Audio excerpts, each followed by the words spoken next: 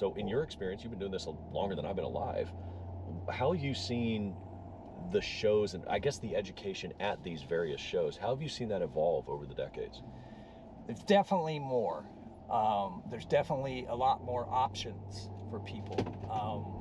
Going back a long ways, the education presentations were few and far between. But what was the other stuff? Mechanical equipment and stuff like that? Mostly mechanical or automatic cleaners and those kinds of things. When did you start teaching water chemistry? Roughly. I mean, I'm not exactly the month and year, but 30 years ago. Wow. And how is that information? And it's evolved and changed a lot since then. What has changed? Just look at cyanuric acid primarily, and all the latest findings on cyanuric acid that have come out. Yeah. I mean, when I first started teaching basic water chemistry, about the biggest thing we said about cyanuric acid was that it might lead to chlorine lock. And that was about as far as it went. And we didn't explain that. It was just kind of like, hey, just be careful because you might lock your chlorine up.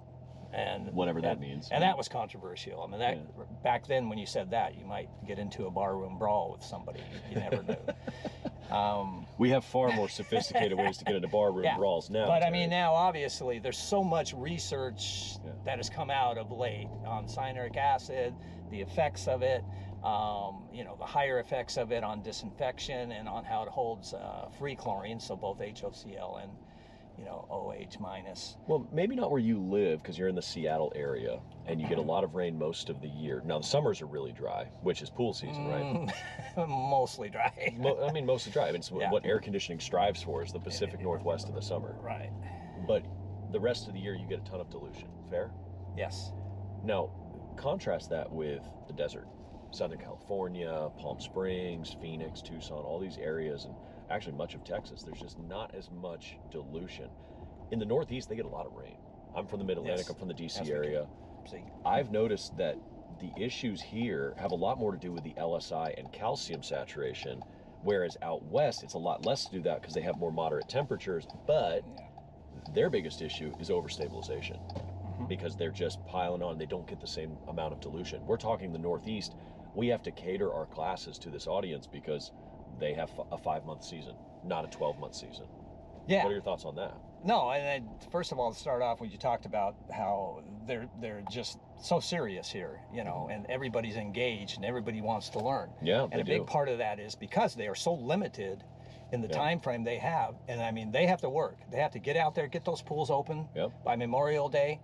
Then they have to manage them for those several months of going through summer. And they're big pools. And they're big pools, and the other thing is then they're starting to close pools, and it's got to end by, Labor Day weekend or, not much further out from that. Yeah, most pools there are closed by the last week of September, early October. It's they got to know their stuff here, and they know that, and they're serious about it. So that makes a big difference. Of course, I mean, when you talk about different geographical areas and weather, and I think the thing on the West Coast and in certain southern areas that is maybe more of an effect than even here and in certain areas is drier, evaporation increases.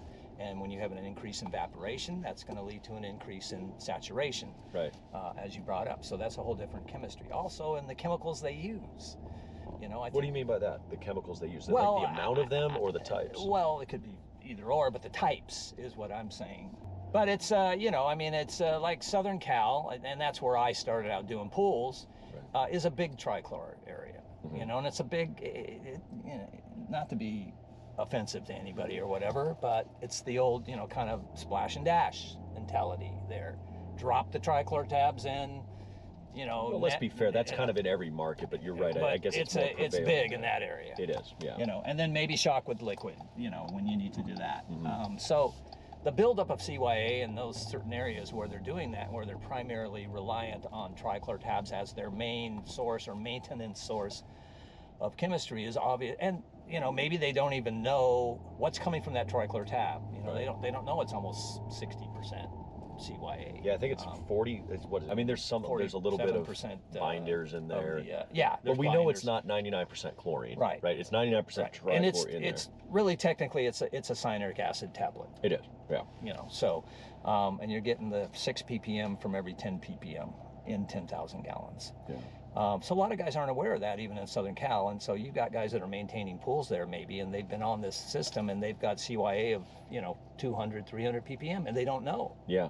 I went to Arizona one time. This was pre-COVID, many years ago.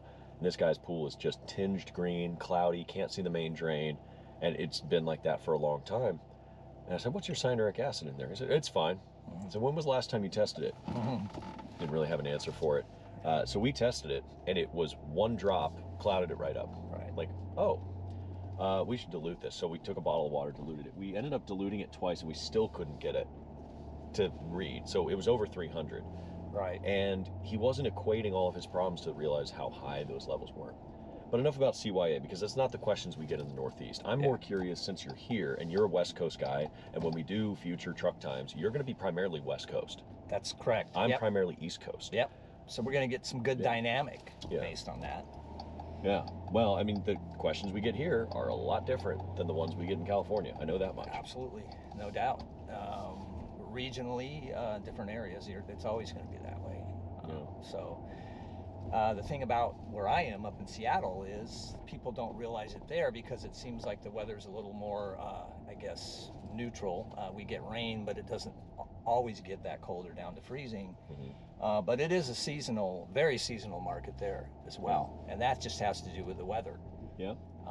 So if we have a very bad May and it's dark and windy and rainy, people don't tend to get out and get their pools going right away. Did you ever clean pools in the Northwest? I know you've lived there. Thankfully, I never did. Okay, but Southern California, that's your breadth of experience, right? Yes, Southern California is where I did pools, and at the time that I did pools, like I said, it was the, drop the tabs and shock with liquid, which is just what we did. Gotcha.